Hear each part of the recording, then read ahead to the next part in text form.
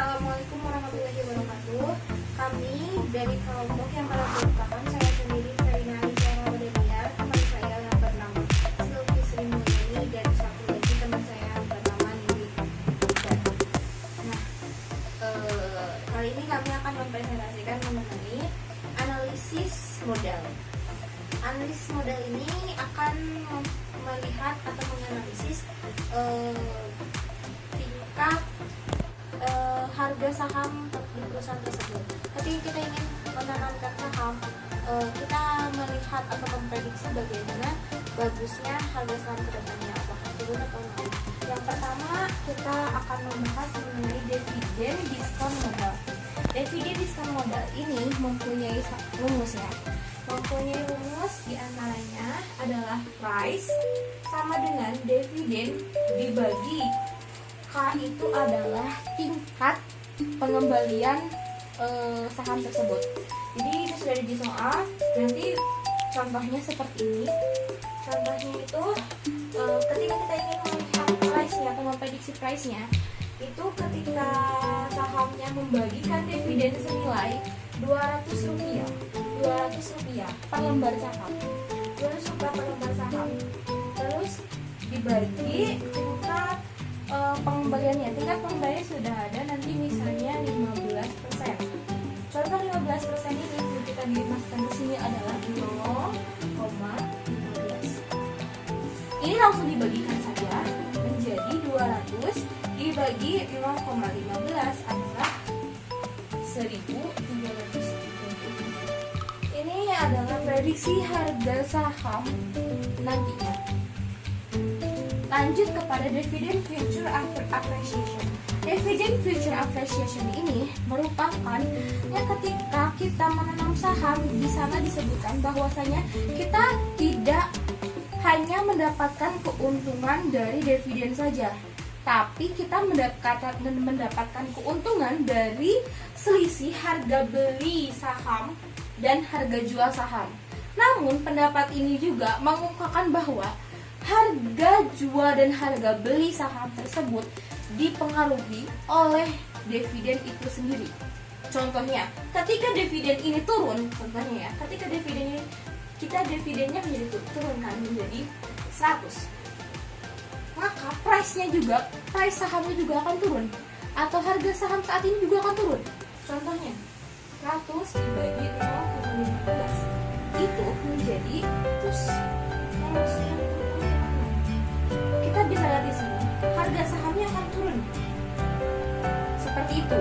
Jadi, dividend future appreciation ini juga sangat dipengaruhi oleh dividen yang diberikan oleh perusahaan. Lanjut kepada value growing company. Value growing company ini adalah melihat potensi atau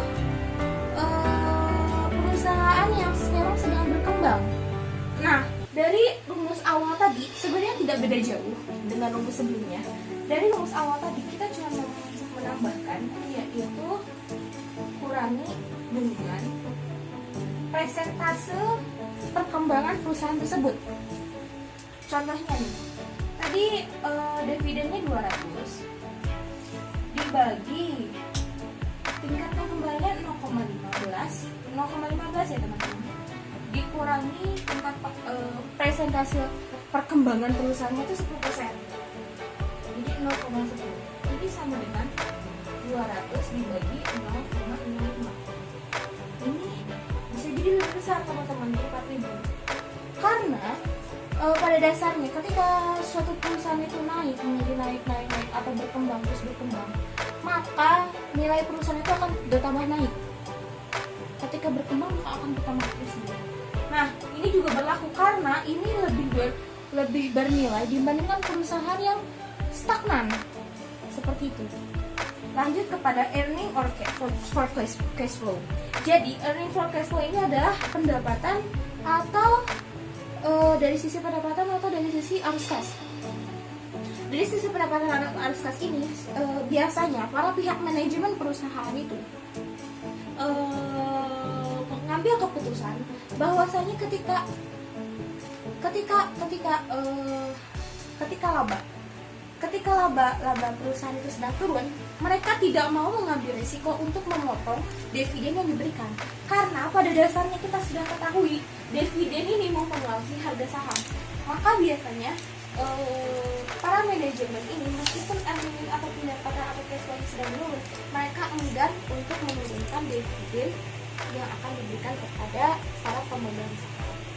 Untuk selanjutnya adalah ada price earning ratio.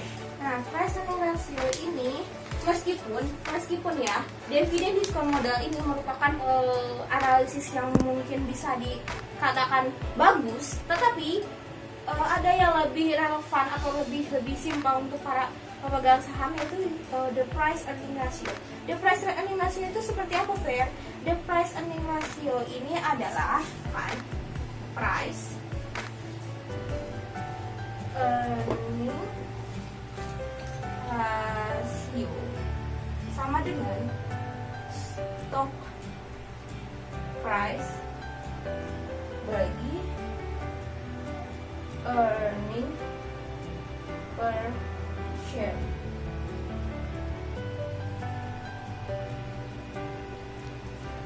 Nah, ketika kita stock price ini, cari stock price itu di mana? Stock price itu nyarinya biasanya kita mengangkatkan di soalnya udah langsung ada ya harga sahamnya berapa gitu.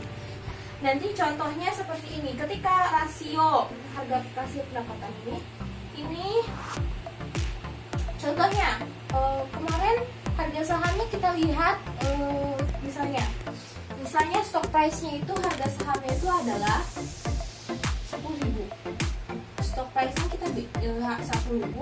Earning per share-nya itu ketika kita lihat bisa dilihat dari contohnya net income di dalam perusahaan tersebut. Net income di dalam perusahaan tersebut contohnya 1 juta net income perusahaan tersebut. Nanti kita dibagi dengan 1000 lembar saham yang beredar. 1000 lembar saham yang beredar. Contohnya saja dibagi jadi ada 1000. Nah, ini adalah earning per share-nya 1000. Nanti kita bisa bagikan 10.000 dibagi dengan per share. 10.000 bagi 1000. Ini maka price earning rasionya adalah 10 kali. Ini kita bisa lihat rasio harga penghasilannya 10 kali. Selanjutnya akan dijelaskan oleh rekan saya. Sekian presentasi.